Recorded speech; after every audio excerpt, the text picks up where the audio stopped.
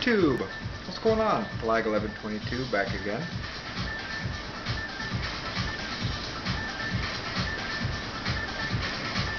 Enjoying a peaceful Sunday smoke.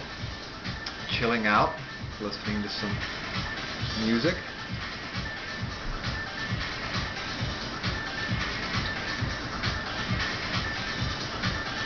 Just had a big breakfast with a girlfriend. Had a really nice weekend. We went and saw the movie Elysium.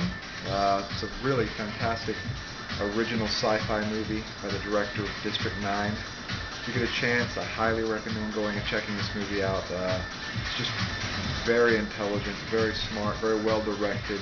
The action sequences are fantastic. There's a message in there which you don't get in a lot of summer movies, but if you get a chance, go check out Elysium.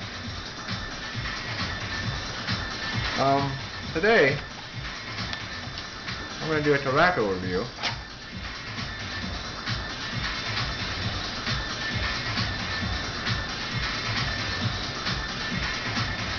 I don't do a lot of tobacco reviews anymore. I don't know why.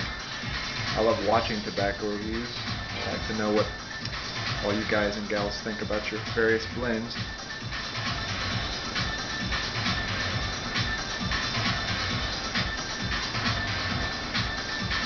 Anyway, I'm going to talk about a blend that I've been enjoying the last few days.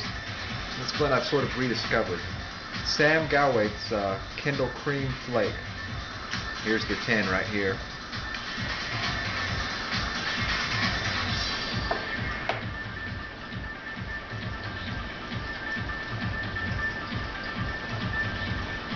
I'm enjoying the flake in a Brevia, a body, sort of a Dublin. It's got some nice grain and some kind of interesting line work chiseled into the bowl there.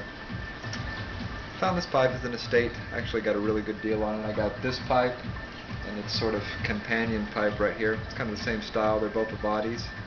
At a flea market for a really, really good price. Less than, well, it was about $25 for both of them, so pretty good deal.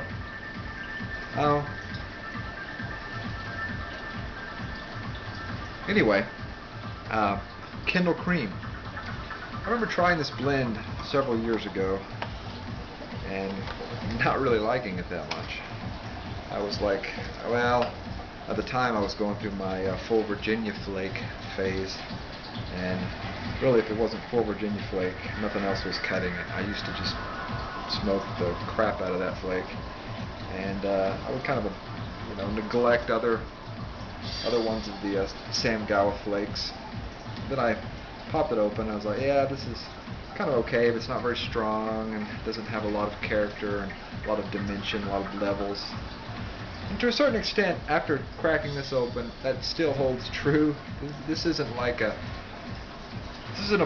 isn't a flake that's going to change your life, you know. It's not something that you're going to want to smoke all the time. It's not something that you're going to dream about in the middle of the night and wake up, you know, just longing and lusting over. It's not that flake, but you know what? It's a good middle of the road kind of standby flake for when you don't want anything that's going to knock your socks off. You don't want to put too much thought into it. It's a good flake for that.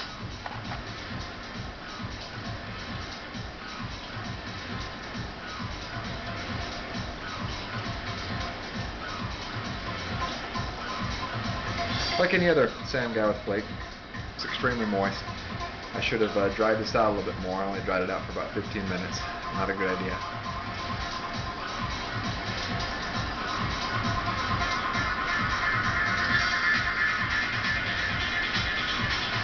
Very creamy, very smooth, like it says. It's a Burley, Virginia. I don't smoke a lot of Burley, Virginia flakes necessarily. I smoke a lot of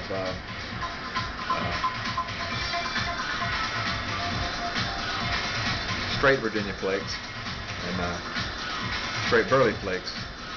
Solani Burley flake, aged Burley is a good example of that.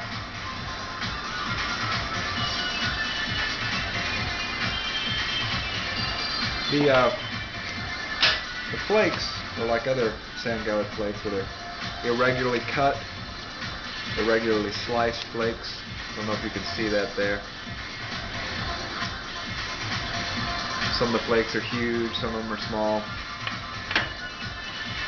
This tin was aged 2.5 years, so that's a nice age on it. You can see right there.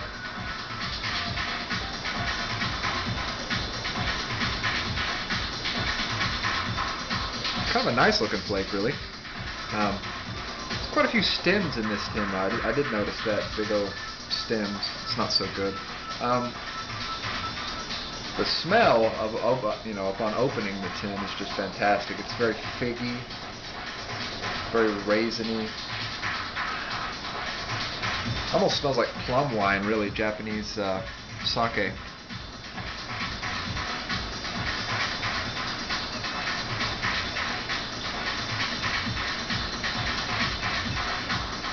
You definitely pick up the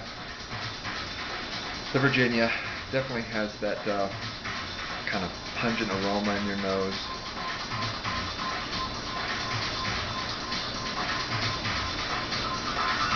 Kind of reminds me of Esoterica's Tilbury.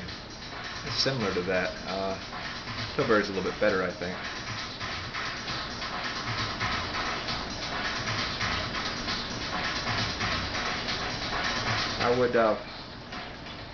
I would say that this is definitely a type of tobacco that should be smoked in a smaller bowl, because it just doesn't have a lot of character to it, not a lot of levels, so you do get kind of tired of it, after a while, which is kind of unfortunate. So pick a smaller bowl pipe.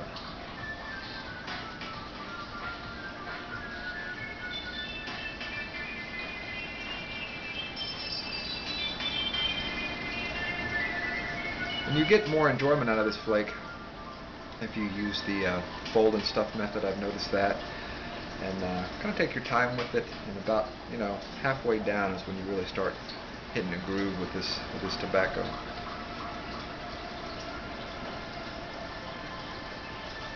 Definitely has a pretty good punch of nicotine.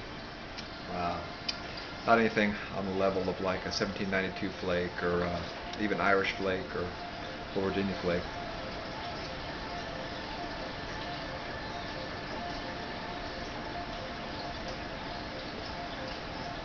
So I guess, on the whole, I would recommend this tobacco.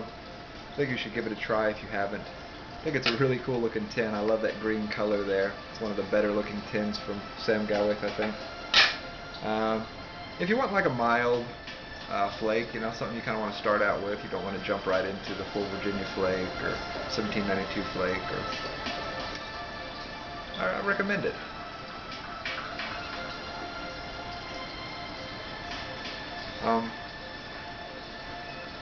I wouldn't smoke this every day, but I like it enough now that I'm definitely going to keep it in the cellar, get a couple more tins. And one thing I like about this too, this flake seems to be like readily available. I hardly ever see this flake sold out on the websites, or you can find it at your local tobacconist, a good tobacconist, I think. Anyway, guys and gals, it's really all for me. I'm going to do that review. Relight the pipe, because should have let it dry out a little bit more. That's really one of the secrets with Sam Gawith flake tobaccos, man. You really got to let them dry out.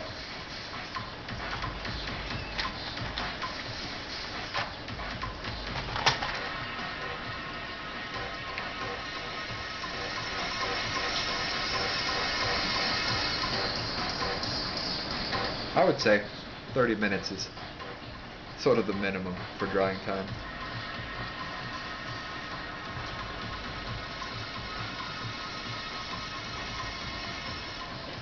Anyway, that's all for me. I'll get back to it. Get back to my Sunday relaxing session. Here to now.